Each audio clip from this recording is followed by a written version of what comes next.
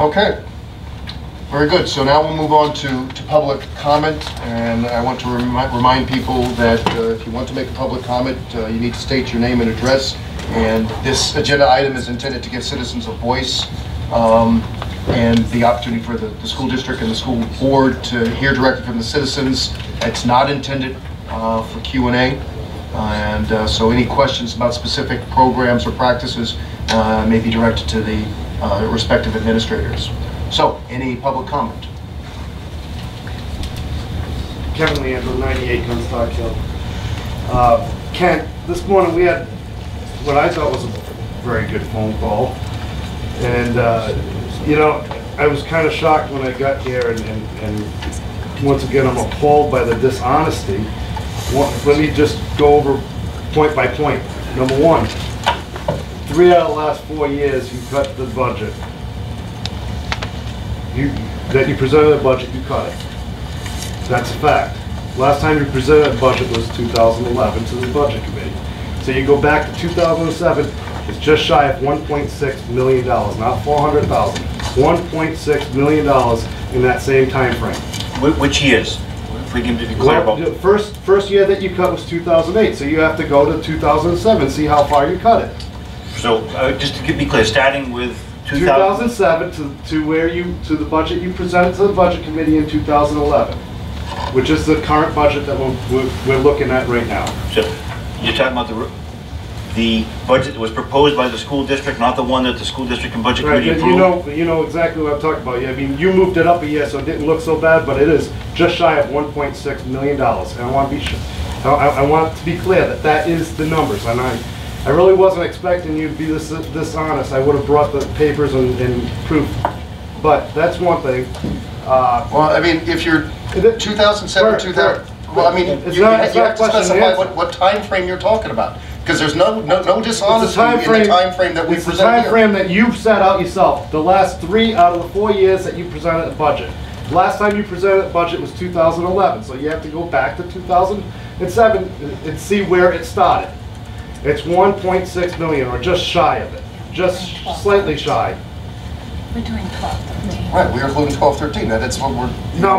If you talk about 3 out of the last 4 years, that's 8, 9, 10, 10, 11, 11, 12, and we're right now doing 12, 13. The last 3 out of the 4 budgets, if you go backwards, it goes to $1.6 million increase. That is not fiscal responsibility. Well, I really do not like to be accused of being dishonest, because I am not. And what you are calling dishonesty is because you are picking certain years and we are picking certain years. No, I'm using the facts here from 2008-9 through 2012-13. Okay, and you can count how many years that is. It's an increase of $454,000. You're not going to present you presented the budget in 2011 for 2012-13. So you go back, you're using the wrong numbers. You have to go back to 2000. I shouldn't have to explain this to you. This is your numbers. This comes off your position page.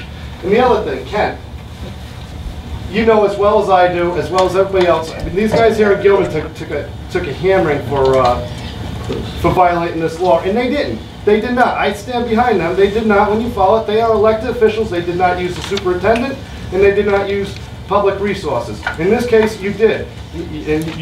And we all know Gordon Graham, if he told you the world was flat, you'd believe him. Absolutely. The selectmen's, I mean, the town's attorney came up with a completely different conclusion on that. And that's why this event that you orchestrated was canceled. You got caught, take your medicine, stop trying to justify it. Very simple.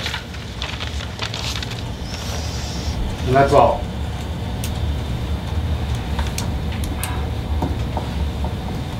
Any further comment? Yes, Doug Lambert. I actually have 3 comments. Address? Farmer Drive, Guilford. First of all, on the policies that you voted on tonight, the IGE and KEC. You know, you talk about these policies and you say they're controversial, but you don't tell the public why they're controversial.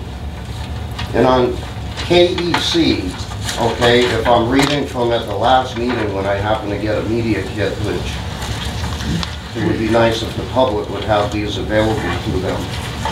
But KEC, if I'm reading this right, the change that you're making is you're striking this sentence, which I will read aloud for the benefit of the public.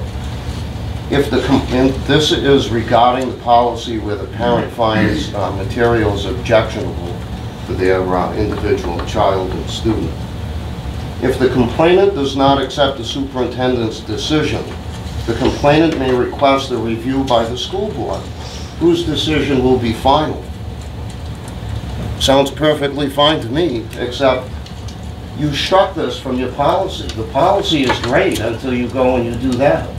So you, as the Guilford School Board, are now denying a parent with a potential problem from having a right to redress to elected officials, and instead, you hand authority to the unelected bureaucrat, the superintendent, which I might remind you, we the public never have a say because we wake up and read the papers and find out, oh look, a contract.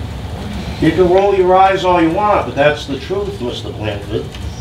Okay? I find this onerous. You people are locking the parents out, and you're locking yourselves out of responsibility on a very important issue. You're giving away your power to somebody that's unanswerable to the public. And I find that onerous. As to my second point, I find your public input policy onerous. I'm sitting here, I came here tonight because I'm concerned about your policy change, not the other stuff. Okay? But I sit here and I watch you have a non-discussion in front of the public about a very important piece of policy that the public has no chance to stand up and speak. Oh, I can speak now. It's too late. It's done. You just did. I've watched you vote for it. So Doug's unhappy. Other parents might be unhappy. They might have been had they known about it, but now they don't. It's too late. You've gone and changed it. And so the business of not taking public input till the end, making us sit through a meeting, which some people find interesting, I do. I don't know if everybody else does. Maybe that's why people aren't here. But, you know, I had input on that, and now I might as well just, what, talk to the superintendent, ring him up on the phone? Actually, these policies were discussed last month. We had our first reading last month, so there's been an entire month. Did you read the change? Did you say that the change you were making was you were eliminating the parent's right to redress? All of the minutes are published. I was at the meeting. Address that. Okay. We did address that last month in the first reading, and both those policies come as a result of the change in state law. And that change in state law happened at the beginning of the year, and these policies are from the recommendation of the State School Boards Association. And the state law says that the parents shouldn't have a right to appeal to the school board? That's what the School Board Association is saying. That's a recommended policy of the State School Board Association. You don't have to, it's recommended, it's not the law. All right, we're Guilford, we're different, we're special. But no, all of a sudden we fall in lockstep with everybody else. Where is the parents' rights? Okay, you talk about all this other stuff, you lament that the parents don't come to the meetings. You people do everything you can to lock them out. You do it in your own policies. Which brings me to the third item. Mister, I'll work on that for you and get it ready tomorrow, the school board's position. Because you're saying you're appointed. I would say that the law that you referred to, 9B, persons appointed to office by chief executive or legislative body, that would be like appointed people to the planning committee or to the strategic planning committee. I know I'm fairly intimate with a Supreme Court case called Lambert versus Belknap County, where we went into great detail on the difference between a public employee and an elected official or an official. And you, sir, are a public employee. You have a public employment contract, the one that you people signed the day before the election, I might remind you. Okay? When the Belknap County appointed the sheriff, they had to do it in full public because he was a publicly elected official. You people interviewed this man in non-public because you were hiring an employee. You appointed him as superintendent in the act of hiring, just like Chief Keenan is appointed the chief. He's an employee. Do you people really want to go there with us on this? You want to get it on this too? Or why don't you just comply with the law? I don't want to pay you to work against something that's on the ballot. Let them do it. They want to be on the school board. They can do it all they want. Let them go to the senior momentum dinner. Why do I have to pay you to do it? Why do I have to pay you to write a position on their ballot that you're going to put on the website that probably me and Kevin will be the only, and maybe Gail and Skip will be the only people in town that are going to read it anyway?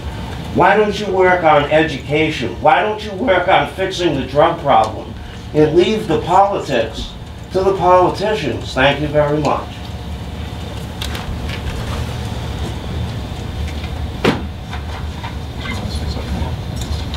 Kevin Leandro, Gunstock Hill. Hitting on what Doug just said about appointed position. By your definition, by Gordon Grant's definition, and the janitor is exempt from this as well. Every teacher, they're all appointed by the school board. You are not, you are an employee, a public employee. Like I said, you got caught, you pled ignorant, fine, move on. Don't try and justify it, and don't spend our money on a lawyer to do so. Actually, that's incorrect. We do not appoint any school employee but the superintendent. Period. That is what we do. He is appointed by us. We do not appoint any other school district employee.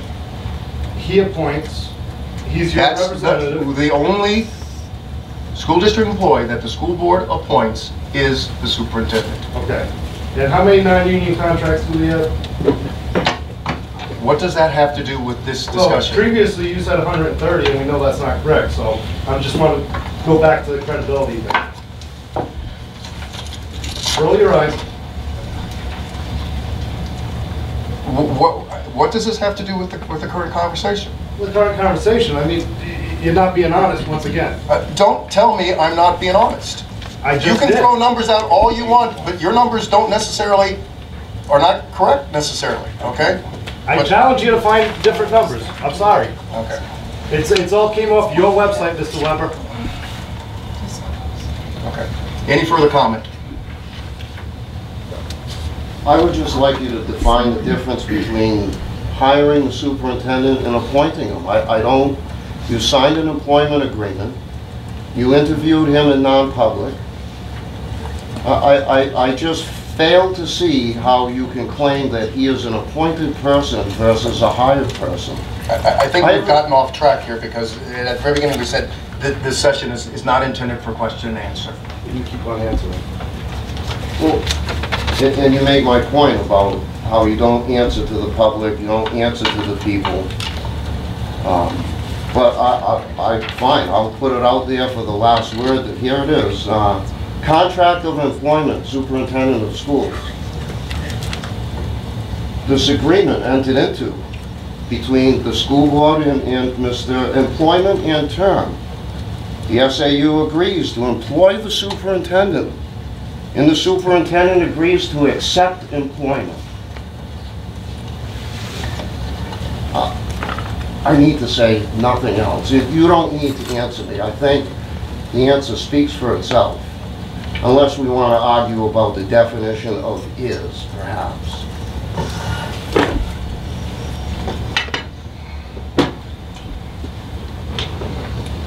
Any further comment?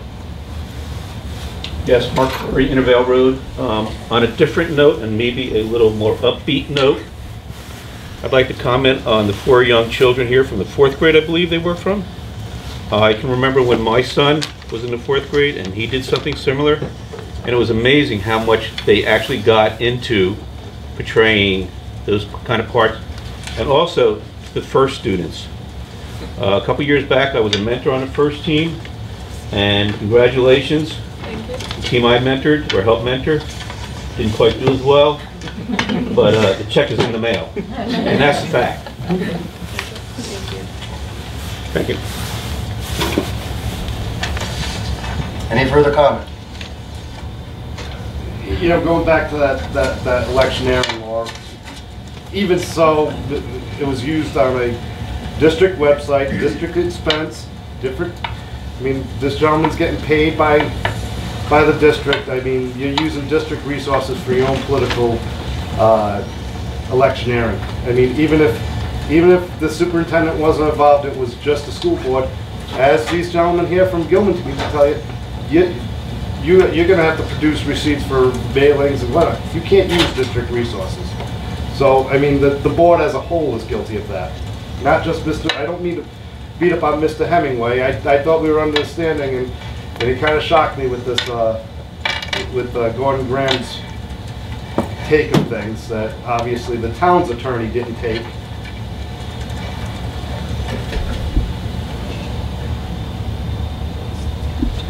Any further comments? Okay, hearing none, I'd like to, I'm sorry, do you have it? We have one more, just have one more. Excuse New me? business. Oh, the method. Oh, I'm sorry, yeah, I'm sorry, I I- totally I- forgot I about thought that. so, too. Before we go in. We forgot to, Add that there's as- one additional agenda item under new business about the meadows, so Sue, if you could, The Meadows Committee met a few weeks ago, and we have been approached by an individual who has expressed an interest in purchasing the silos down at the farm. So I'd like to ask the school board's permission for us to explore selling the 2 grain silos at the Meadows. With the understanding, based on school board policy, that if the value of the silo exceeds $500, then they would be sold by a competitive advertised bid. This is a recommendation that actually came to the committee from Tim Bartlett, just looking at the fact that we're probably never going to utilize those silos, and where we have somebody or potential buyers who might be interested at this time trying to sell them while they're in decent shape. could I get a motion? Quick comment, I'm sure that we would find a value for them. I mean, I don't know how, I'm sure Tim has Yeah. many different I- ways What I of would look discovering is what the value for is. Tim to work on that, and wouldn't, I'm sure he can find an expert. The gentleman next door may be helpful. Yes, I think our neighbor might be extremely helpful in that area. Do you need a motion? Yes, I do. Yeah. You sound like you started. I'll make a motion that we ask the Meadows Committee to pursue, School board. the school board It'll actually be through Tim. to pursue the selling of the silos or to look into. Any further discussion? All in favor of the motion, say aye. Okay. Any opposed? Okay, if I can get a motion to go into non-public? That's usually my responsibility, Mr. Chairman. I'm just trying to find the right paperwork. Can I make a motion to go into non-public session according to RSA 91-A, colon 3, colon 2, subgroup C? Second? Yes. Yes, does it involve Kelly? Yeah. Yes, it does. Aye.